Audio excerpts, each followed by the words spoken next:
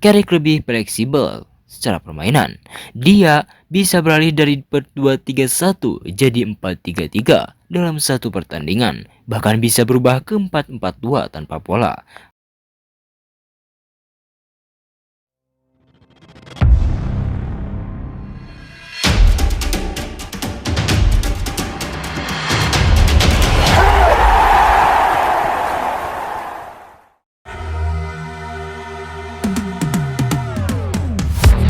Hari ini kita bongkar taktik dua pelatih muda dengan pendekatan berbeda, Michael Carrick dan Ruben Amorim.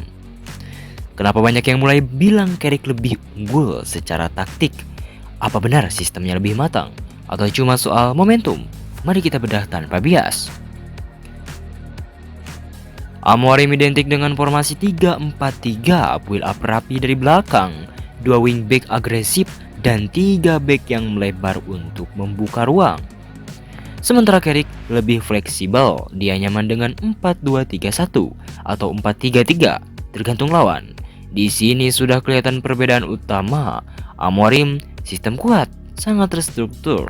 Carrick adaptif, membaca permainan. Dan di sepak bola modern, adaptasi seringkali lebih menentukan daripada idealisme. Amorim membangun serangan dengan sabar, 3 back melebar, 1 gelandang turun, wingback naik tinggi. Masalahnya, kalau lawan pressing agresif dan menutup jalur tengah, timnya bisa terjebak di sisi lapangan. Progresi bola jadi lambat dan terlalu tergantung pada kualitas individu.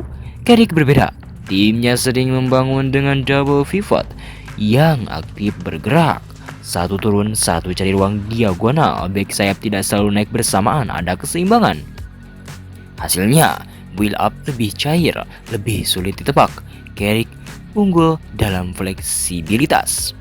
Fase pertama ini bagian krusial. Sistem 3 back Amorim sangat kuat saat menyerang. Tapi ketika kehilangan bola, wingback sering terlalu tinggi, ruang di sisi terbuka. Kalau lawan cepat dalam counter attack, celah ini bisa dimanfaatkan. Carrick lebih konservatif dalam transisi. Ketika menyerang, minimal 1 gelandang bertahan tetap menjaga posisi. Fullback jarang dua-duanya naik bersamaan.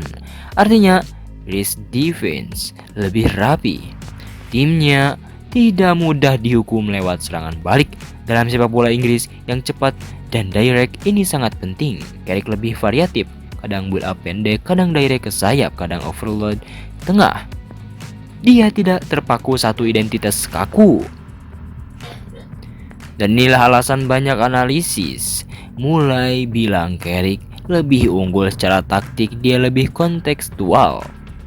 Amorim suka mengontrol tempo lewat penguasaan bola, tapi di liga dengan intensitas tinggi, kontrol saja tidak cukup. Carrick lebih pragmatis, kalau harus main cepat, dia cepat. Kalau harus turunkan tempo, dia turunkan. Dia tidak memaksakan dominasi bola sebagai harga mati. Sepak bola modern bukan soal siapa pegang bola paling lama, tapi siapa paling efisien memanfaatkan momen. Dan di sini Carrick terlihat lebih realistis.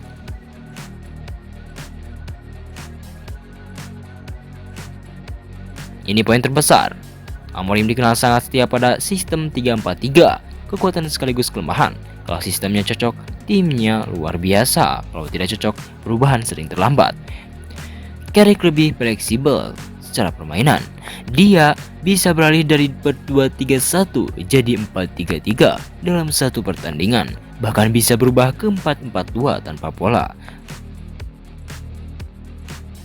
Artinya dia membaca pertandingan, bukan sekadar menjalankan blueprint. Dan dalam level kompetitif tinggi, pelatih yang bisa beradaptasi live biasanya lebih unggul. Carrick sebagai mantan gelandang punya pemahaman spasial yang kuat.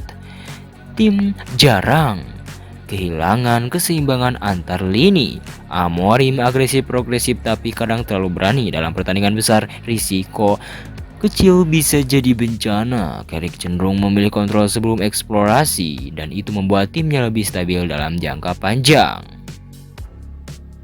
Bukan karena Amorim buruk, justru Amorim sangat modern dan progresif. Tapi saat ini Carrick terlihat lebih unggul karena lebih fleksibel secara taktik, lebih stabil dalam transisi, tidak terpaku satu sistem, adaptasi lebih cepat terhadap lawan, kontrol ruang lebih seimbang. Sepak bola bukan cuma filosofi indah, ini soal membaca momen. Dan dalam duel kecerdasan taktik, Carrick terlihat lebih matang dalam mengelola risiko.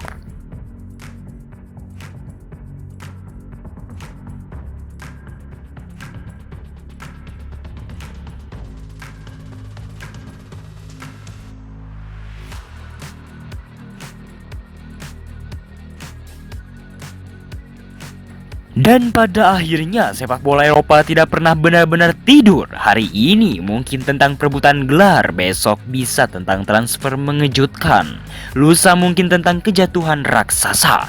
Dari panasnya Premier League ke magisnya La Liga, dari kerasnya Serie A sampai disiplin taktik di Bundesliga. Setiap liga punya cerita, setiap klub punya ambisi, dan setiap musim selalu melahirkan sejarah baru.